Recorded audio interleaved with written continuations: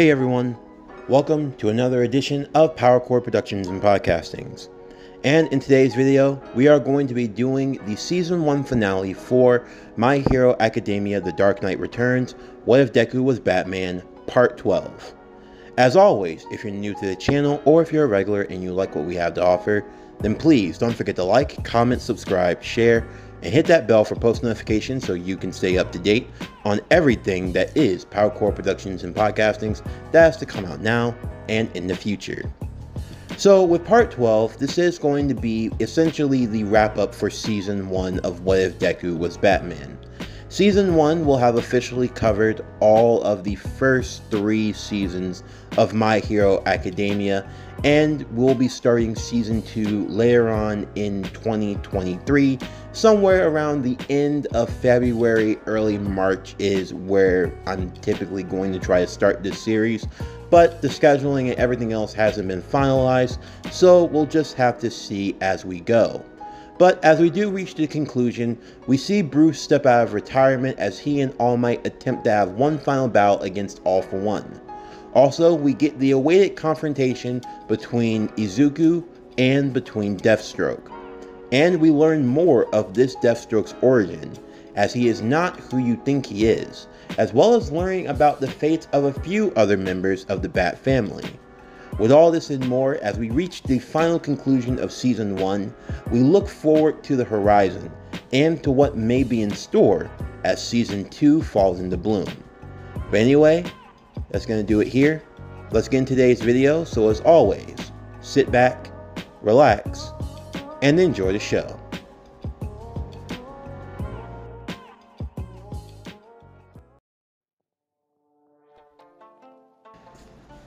As All Might and Gran Torino engaged in battle against All For One, Izuku and Red X had another issue at hand. Melissa and Bakugo were holding their own against the League of Villains, but even still, they had to figure out a way to get them out of here.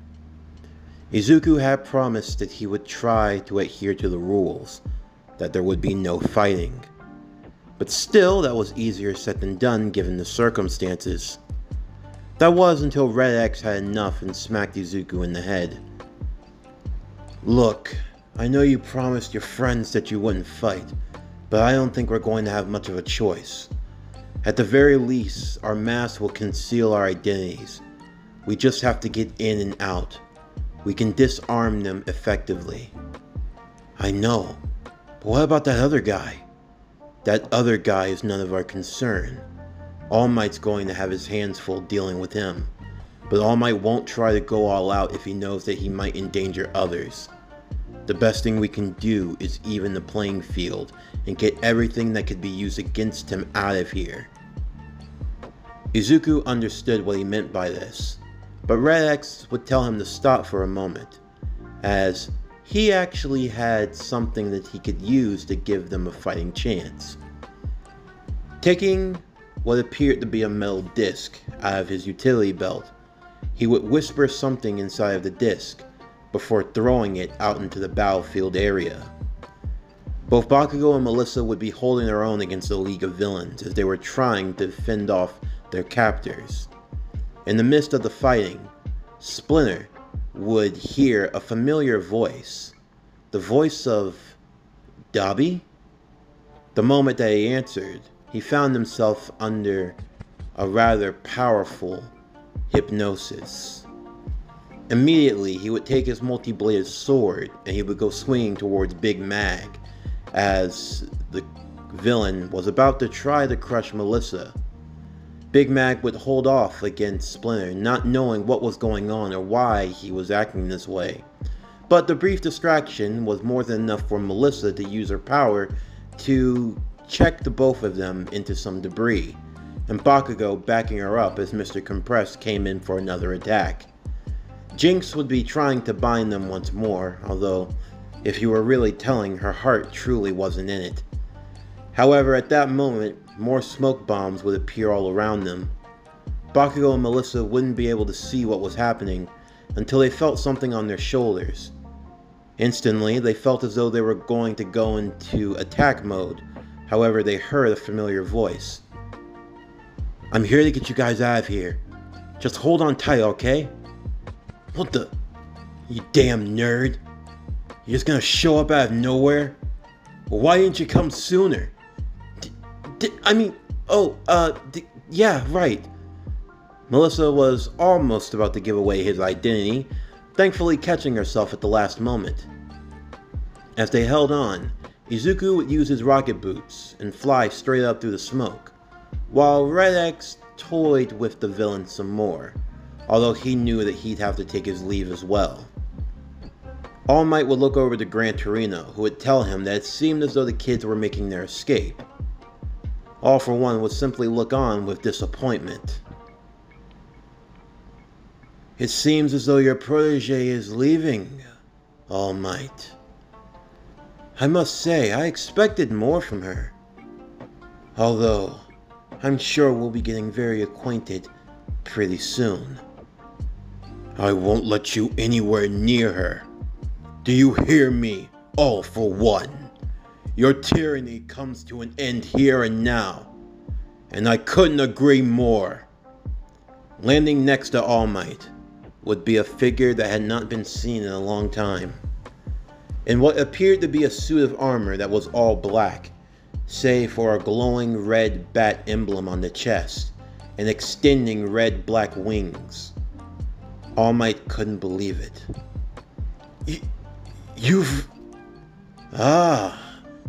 Now this is a familiar sight. 5 years ago, if I do remember, it was down to the three of us. You two just barely managed to put me down. Just barely. But now it seems fate has gifted me a second chance to right that wrong. All for One's right arm would grow and mutate into something monstrous. The only thing I've dreamt of these last 5 years was how I was going to tear you two apart limb from limb.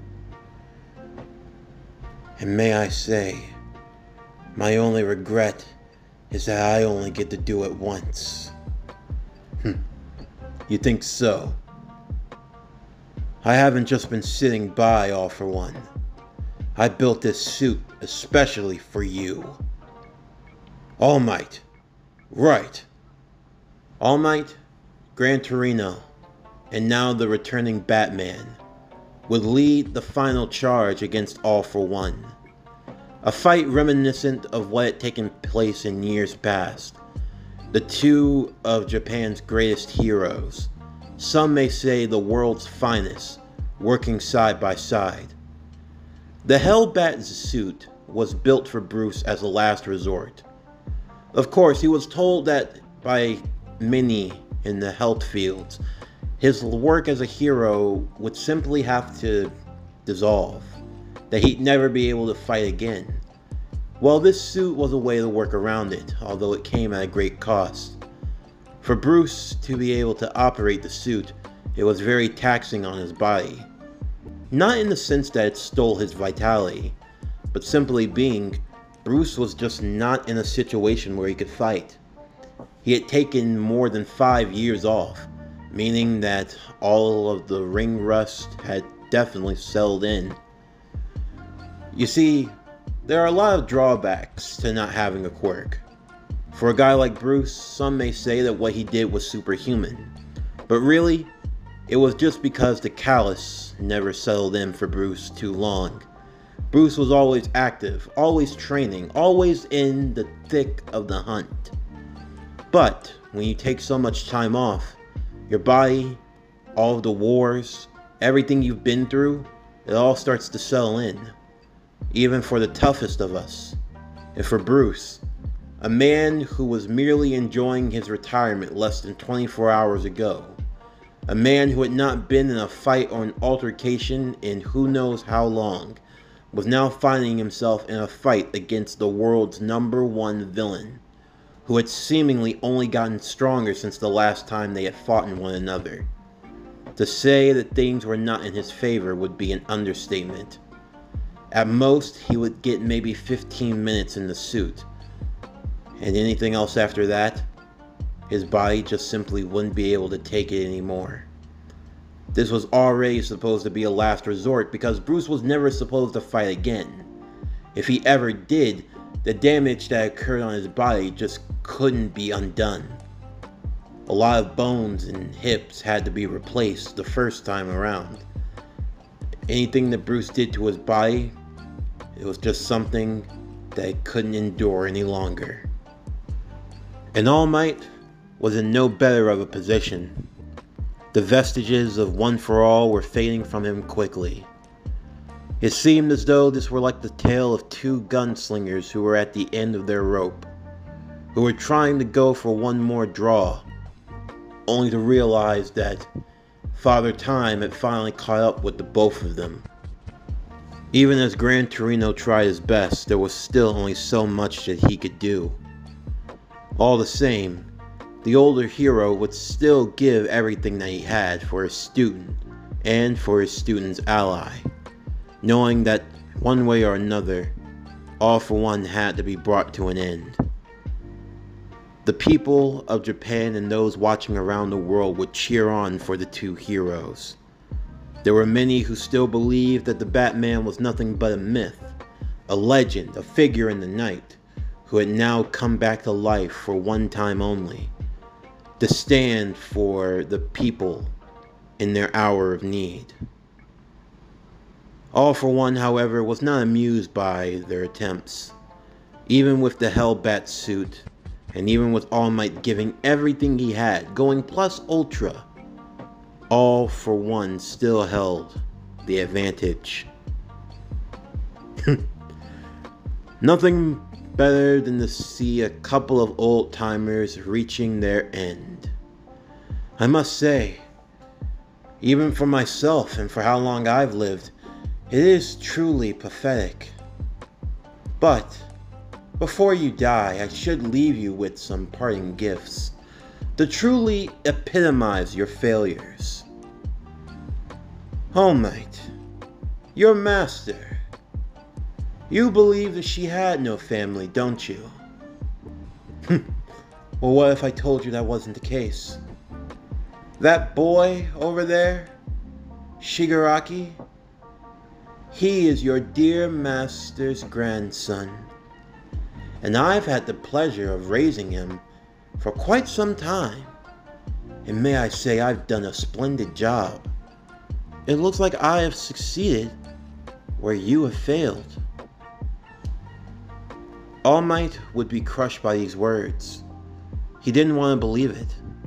His master, the person who had died protecting him, who had trusted the power of One for All to him. Could that really be true? Did he really let down his master's only family, allowing for her grandson to be raised by this monster? However, All for One was not done as he turned to Bruce. And then there's you. I don't know much about you. I don't know much about the man under the cowl. But I will say this. For all the work you've done to protect Japan and for Gotham, it all means nothing. For soon it will come crumbling down. And what makes you so sure of that? A bird told me. A bird I'm sure you've heard of in legend. Those perched on high, who hide behind the granite. I don't believe in tall tales. I only deal in fact.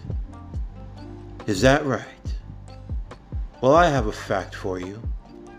When this is over, I'll be standing over the both of your corpses. As the battle raged on, with All Might and Batman facing off against All for One, Izuku in the meantime with Red X would have escaped along with Melissa and Bakugo. It looks like we're making good time. We should be able to make it back to relatively safety. Yeah, all we have to do is look! Izuku's leg would be snatched out of the air as a cord wrapped around it, pulling him down. Melissa would just narrowly jump to another roof, and Bakugo would as well. They had tried to see where Izuku had gone, but they could hardly find him. There were a whole lot of abandoned buildings in this area. They had no idea of where he could have gone or where he could be, and they turned to Red X asking for help. What's going on? Where's Izuku? I don't know. I'll try to give him a call, but what could have taken him? Izuku would find himself crashing into an abandoned warehouse as a large window pane shined overhead, the full moon bearing down upon him. Izuku slowly stood to his feet as a voice echoed in the shadows. So, you're the one that the old man has chosen. I gotta say, if I was able to capture your attention like that, this isn't going to be very long. Who said that? Where are you? Come on, little Batman. You should know. He hasn't told you about me?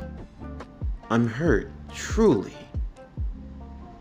From out of the shadows walked a man, shrouded in a cloak.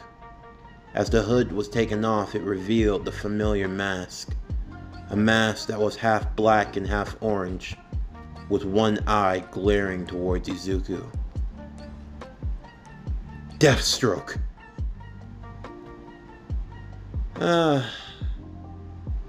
Come on. You really don't know who I am? Is that all I am to you, Deathstroke?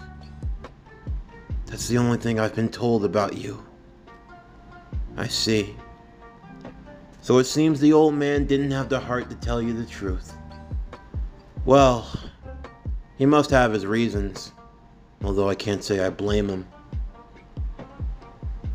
You know, I've been keeping track of you a bit. I gotta say, from what I've seen of you so far, leaves a lot to be desired. The way you fought against Stain. Well, I would say that piqued my curiosity. But of course, I can judge a lot based on just a few little things. Deathstroke raised his hand and ushered him forward. Don't be scared. I just want to get to know you. Izuku took a deep breath.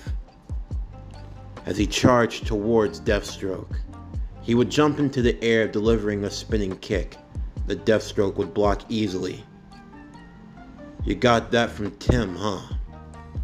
Izuku would flip over Deathstroke once more, before attempting to go for a lower strike. Yeah, that seems like Dick's move. Izuku would launch a flurry of attacks.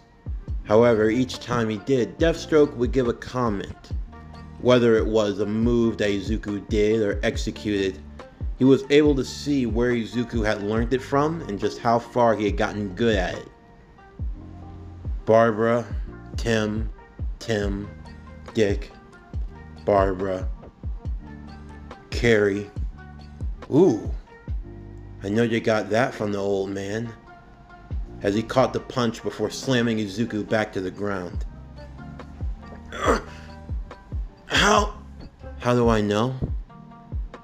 Let's just say I've had a lot of experience with the people that trained you. Don't get me wrong, you're not bad by any means. You're actually quite good. It's just that, I don't know how to put this, but you ran into the one person that none of that shit's going to work against, my friend. But I think it's my turn. Let me show you the style of the dragon. What preceded was a beatdown unlike any other that you may ever see. The Batman, or at least what Izuku aspired to be, was made to cower. Deathstroke, each punch and each kick The blows, the intent could be felt behind them. These were the strikes of someone who were long since seasoned in the art of combat, and someone who had fought and won many battles. It was almost the equivalent of throwing a newborn off a cliff and expecting it to survive. The gap between the two in terms of their overall skill, it was just far beyond anything that could be compared. Izuku tried his best. He gave every effort that he had to gain victory. However, none was to be found. Izuku found himself lying in a heap. As Deathstroke reached, attempting to take off the mask, Izuku desperately tried to fight him off. However, Deathstroke would merely lift him off of the ground, before punching him in the gut and dropping him once again. Before Izuku could even fall completely, he was already kicked back against the wall.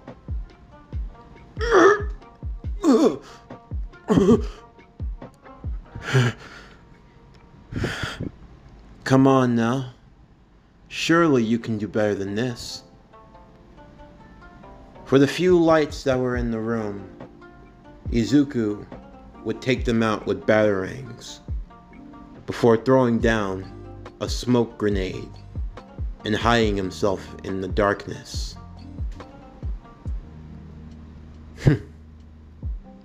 Another trick from Bruce, huh?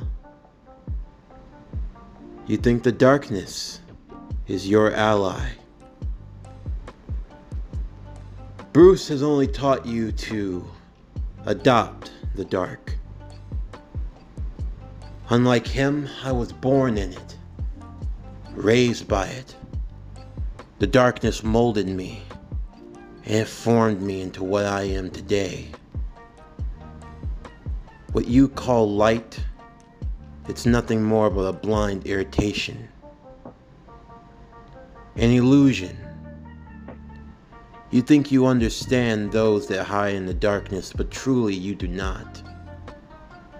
You and all of them are nothing more but pretenders. You've never truly given yourself over to the black heart. You've never truly plunged yourself into real darkness. And because of that, Deathstroke reached behind him, grabbing Izuku by the throat. That is why the darkness betrays you. Because the shadows belong to me. With a swift kick, Izuku would be knocked down to the ground once more. He knew that he had nothing left.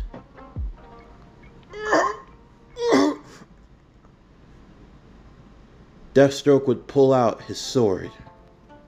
Izuku watched as the blade hung over him, believing that this would be the end.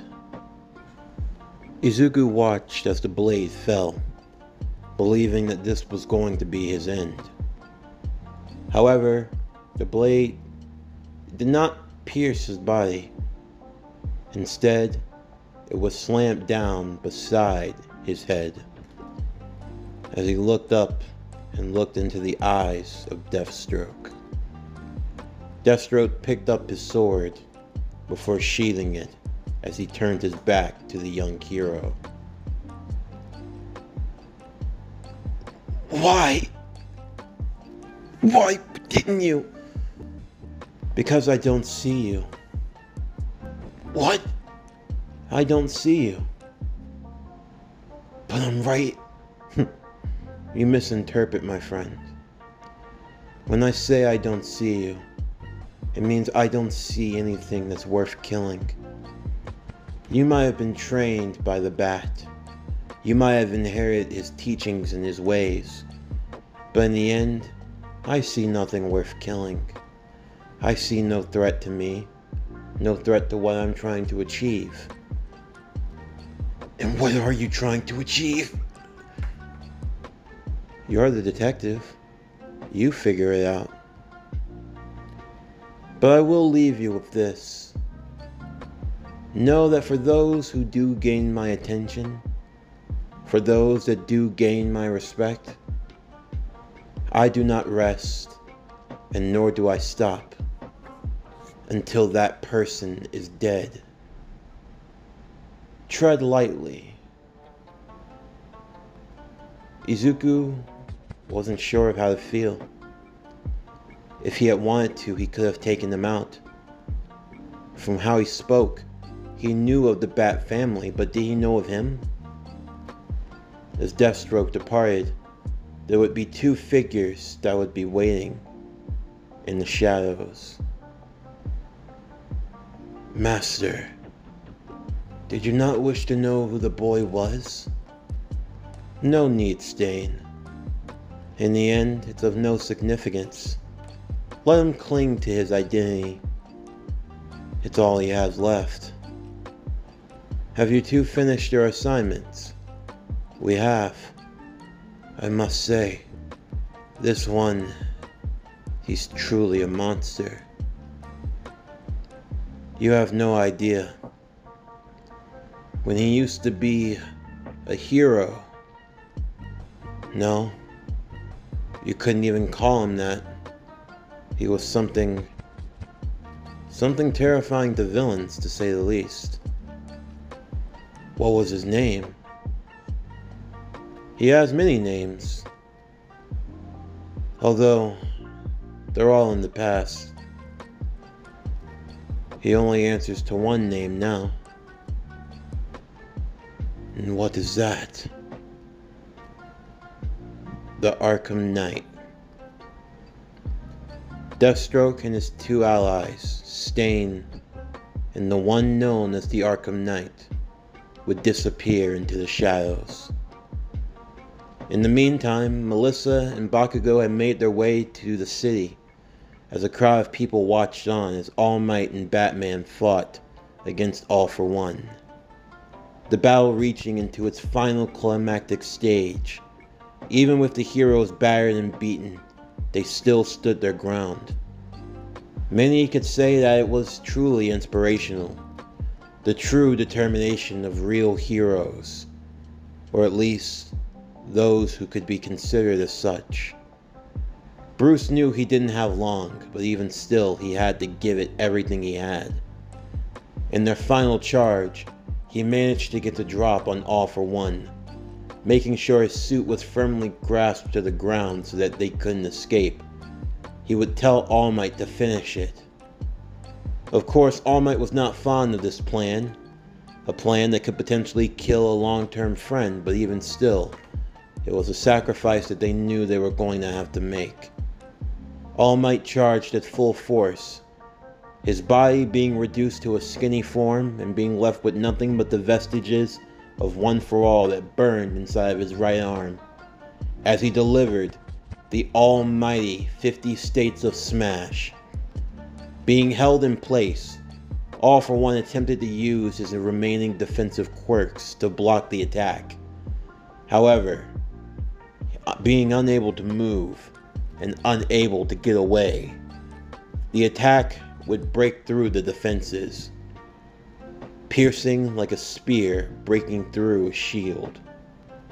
As the two were sent flying, All Might could only pray that the damage wouldn't be too severe for Bruce.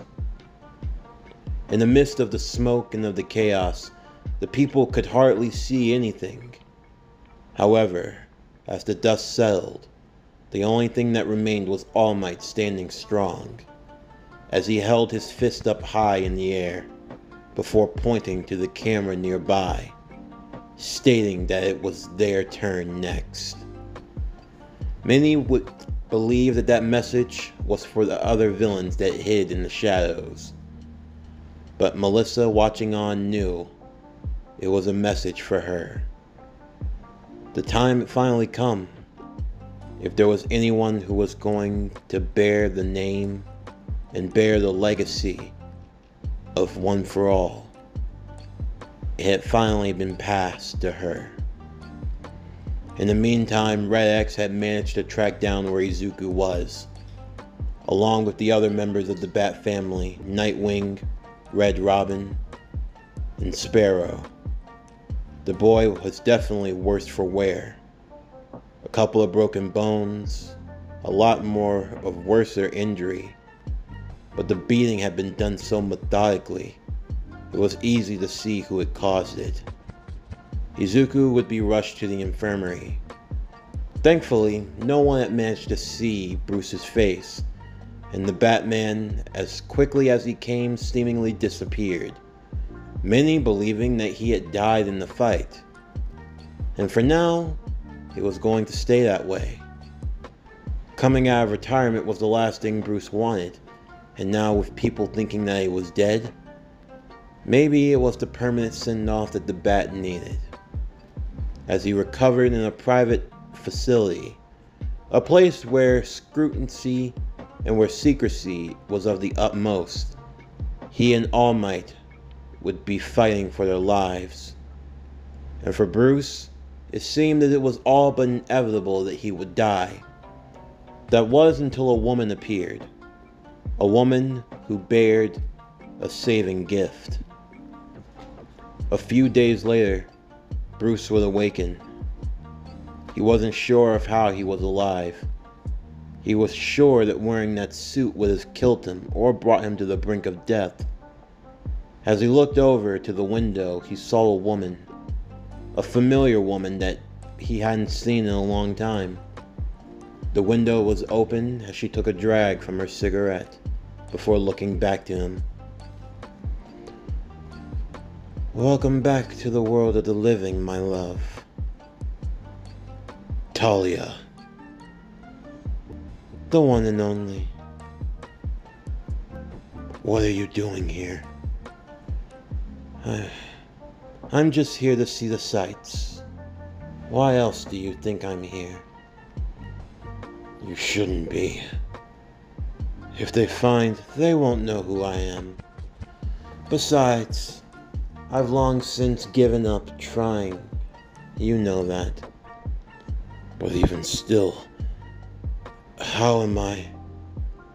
"A parting gift. You used it, didn't you?" "Well, if you were conscious, you would have been against it." "I still am." "It wasn't anything too severe. It was a little bit of what remained from the Lazarus pit. A small sample. It's been heavily diluted. Your mind won't be corrupted.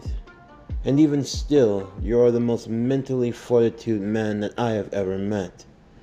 If there's anyone who could fight off the influence of the Lazarus, it is you. But still, why would you do that?" "Because you were dying. I saw your fight, you and All Might against All for One. I knew that that fight would be the end of you if I didn't intervene, and thankfully I was able to do so in the nick of time." "I need to make a contact." "Is it about Shiva?"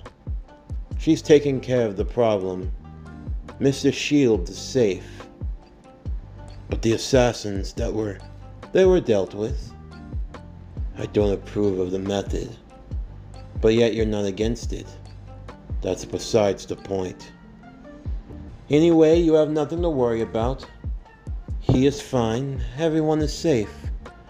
Although there is a young man, I believe you know him. He's here also recovering." "What? Izuku? What happened?"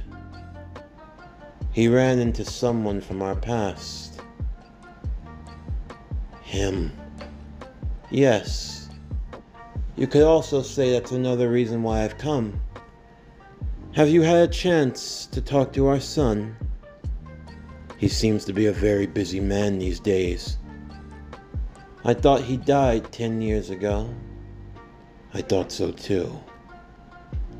But even still, we can't have a repeat of what happened last time, Bruce."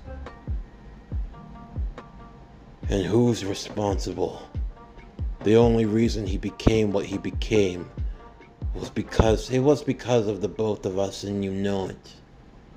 "I know, I played my part. I thought that I was creating an heir, but all I've created is a monster." "And you haven't tried to stop him?" I did try. Talia would remove her shirt, revealing a deep scar on her back. That was a warning that left me in the hospital for 2.5 years. I have given up. The League no longer answers to me. I have no real power or sway, and since I am against his vision, well, the only way I live is if I don't get involved. And you left the problem for me to clean up. You know you want to more than anyone else. Even still, I don't know what I can do. You know what must be done. I won't kill my own son. Well, you can cling to that sentiment, Bruce. But let me let you in on a little secret. That boy will see his vision through till the end. You think you hold some sway over him, but trust me, you don't. When the time comes, it will be either his life or yours. And as things stand right now, you are honestly our only hope. I see. So that's why you gave me some of the Lazarus. Yes. Up until now, you haven't been able to go into action. I have given you one more fighting chance. I'd say with how your body is healed now, you could even take up hero work if you really wanted to. But you know I don't plan to. No, you're going to use this time to train, to get as strong and as skilled as you can be. Because the next time he comes, that will be the only chance you have to stop him. Either you stop him, or your precious city, no, your country will fall, and you will have no one to blame but yourself. Talia would give Bruce her regards, giving him a kiss before disappearing, leaving him with much to consider. Up until now, he wasn't going to have a second chance. He had expected himself to meet his own demise. But now he had been gifted another shot at life. Another shot at the demon from his past. But still, did he have the strength to correct his own mistake? However, none of this mattered at the moment. The only thing that concerned him was Izuku. As he made his way to his room, Izuku lied in the dark. There were a lot of things on his mind. Izuku wondered how far had he really come. Despite everything he had learned, despite everything he had acquired, he still found himself trailing, falling behind. He knew he'd have to get better. He didn't have a choice. You seem rather down. Where's that optimism that I'm always so used to? Bruce, you're at ease. You know what you did was reckless. I know. And foolish. I know. And just downright stupid and idiotic. I know, sir. But even still, maybe it's my fault. My fault for getting you involved in this mess. If I hadn't thought I'd seen so much in you 2 years ago. Do you regret training me? Of course I don't. Of anyone I've trained, I think you are truly one of the finest. You embody the qualities that I personally strive for. And yet I feel as though you're something greater. You have the potential to be a much better Batman than I could have ever been. Unlike everyone else who have either tried or refused to take up the mantle, you rushed to it eagerly, willingly. Even understanding the darkness that comes with it, you still bring it to the light. I never thought that I could be that person, but I feel as though you might be the one. I won't be in the way that I am now. I have to get better to beat him. Deathstroke is not your burden to bear. He is a problem that I have to deal with. But you can't do it alone. You know we want to help. I do. But there are some things that you should just handle alone. I don't feel that way. Yeah, I'm beat up right now. I feel like absolute hell. Honestly, I've never felt this kind of pain. But even still, I don't want to give up. And I don't want to stop. If anything, I want to keep going. I want to keep fighting for as long as I can. And just what on earth could possess you to do such a thing? Because I am able. You never once looked down on me for having a dream, even without having a quirk. You gave me the opportunity, the chance. And because of that, I know I have a lot to live up to. It's not easy. I know that. Just to be as good as everyone else, I have to put in 10 times the work and 10 times the effort. And even then, there's no guarantee that I'll get very far. But even still, I've been able to save lives. I've been able to help those in need. I know for a fact that I can do it because I've seen myself do it. And knowing that there are people that I can save, knowing that I can make a difference, and if I were to choose to not to, then I'd truly be wasting my gifts. You've given me this chance, and I don't look back, nor do I regret it. So I promise I'll get better. I'll be better. I'll be the best that I can be. Is that right? I want you to achieve that. But I want you to do it for yourself. I don't want you to try to be the next Batman.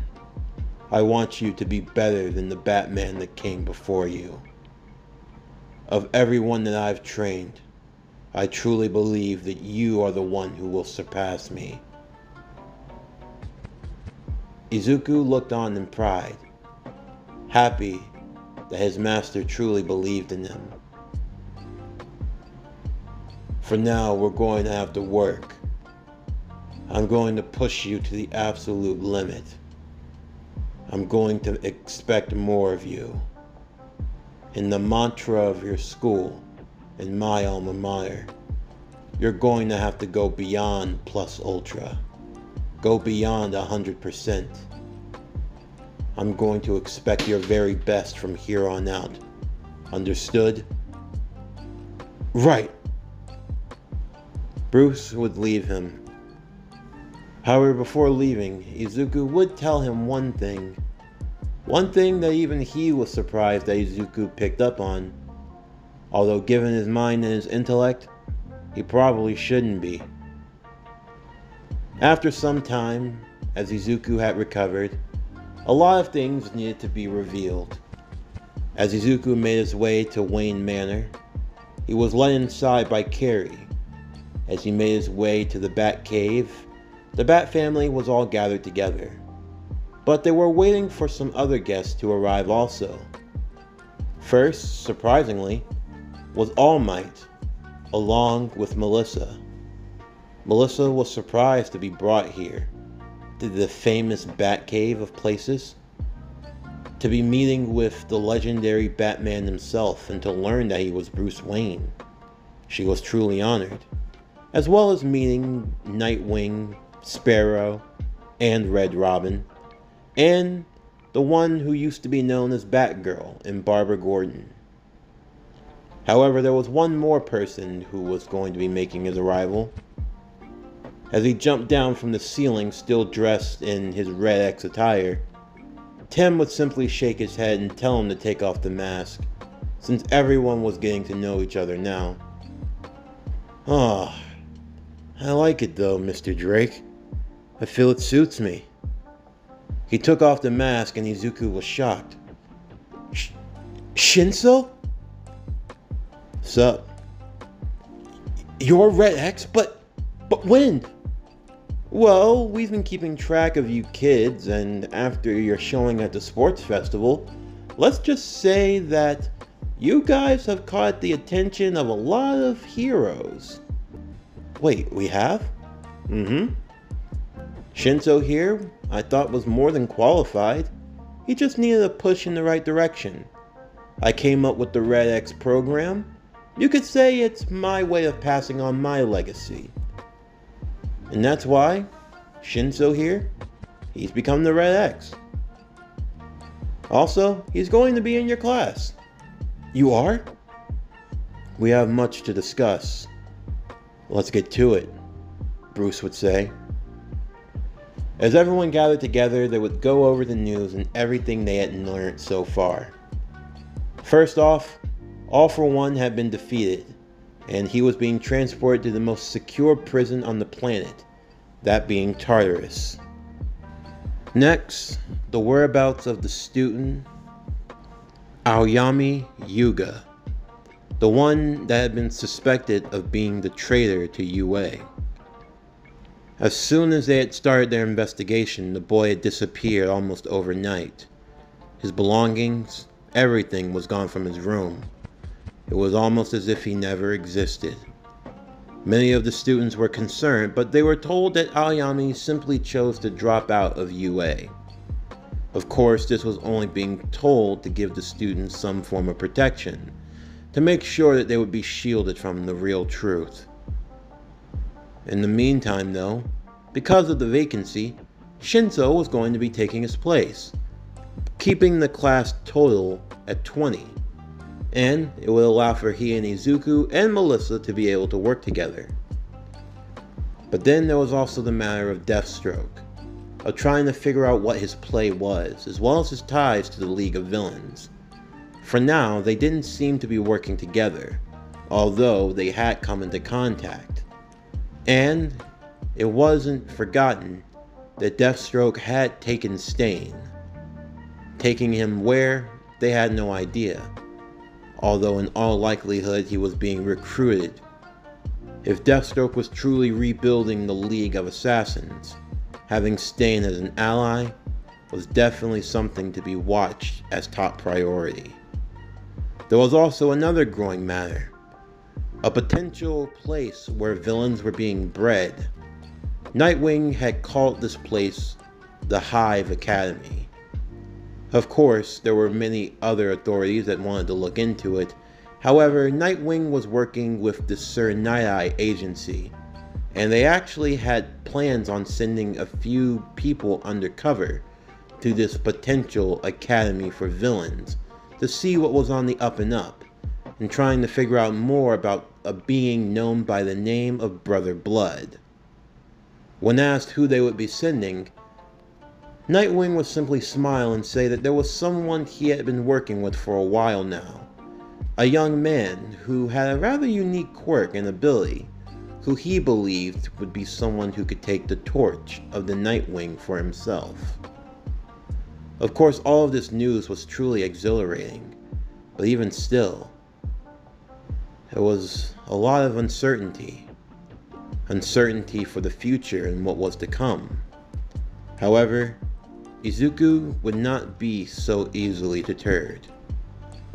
No matter what was to show or what was to come in the future, he had no plans on shrinking back. He had been given a challenge to get better, a challenge to do better, and it was a challenge that he planned to answer. Of course, Izuku and Melissa would also geek out about the fact that they had actually gotten a chance to see All Might and Bruce together, now the two famed heroes who had now gone retired. But even still, All Might encouraged them and promised that he would watch after them as much as he could. Of course, it wasn't just Bruce and All Might who were taking an interest in these young heroes. There were others who were seeing the potential of the next generation and who wanted to see just what the future had in store. there was a certain man, a rather wealthy man, one that you could say was almost on the same level as Bruce Wayne. Of course, to many, he was nothing more but a regular old billionaire by the name of Oliver Jonas Queen, although you might refer to him as the Green Arrow, who resided in the west coast city of Star City, California. He had been watching the sports festival as well, and he, along with his wife, Dinah Lance, aka the Black Canary, had been seeing a few students who could actually be used for a scholarship program. Of course, they wondered if they'd really be up to par. At least for one girl, she actually had some powers similar to Black Canary. But for the other boy, he seemed to be full of energy. He had a nice spark to it, but he had no direction. With a little applied pressure, maybe they could be diamonds in the rough. All the same, it looked like the Queen family was going to be taking a trip to Japan. And after what happened with All For One, it looked like they were going to be needed sooner rather than later. In the meantime, the League of Villains were laying low, trying their best not to be seen. All For One was gone, and Shigaraki had been encouraged by his master to start over and to plan once again.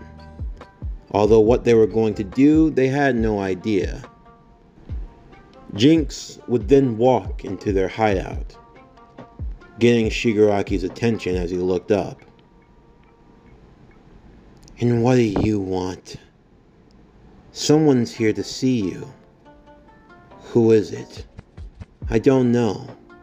It's just some guy in a bird mask. Says he has a deal he wants to talk to you about." "A deal, huh? What a loser. Alright, bring him in." A man who seemed rather unassuming, wearing a plague mask, an orange coat with fur, as well as a suit shirt and black pants, would make his way inside. "You call this a hideout? It doesn't really seem all that appealing." "Did I ask for your opinion? No.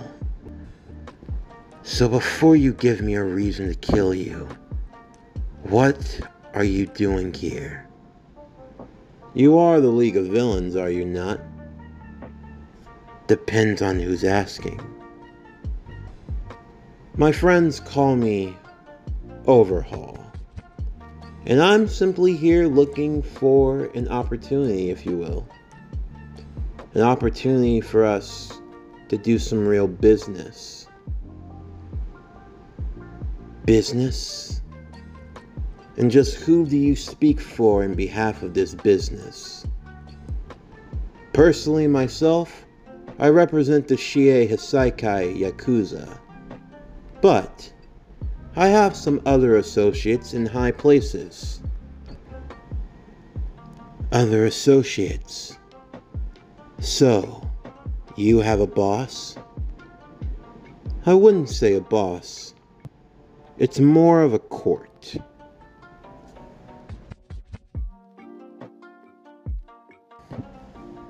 This concludes My Hero Academia: The Dark Knight Returns.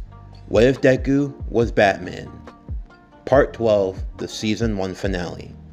As always, if you enjoyed today's video and everything else that we have to offer, then please don't forget to like, comment, subscribe, share, and hit that bell for post notifications so you can stay up to date on everything that is PowerCore Productions and Podcastings that has to come out now and in the future. Stay tuned for tomorrow's video as we reach the conclusion of the Season 1 portion of Dragon Ball World's Strongest. What If Wonder Woman Was in Dragon Ball? Part 12. But anyway, that's going to do it for the end of today's video. I'm Javon Harrington with PowerCore Productions and Podcastings. signing off, and I'll see you next time.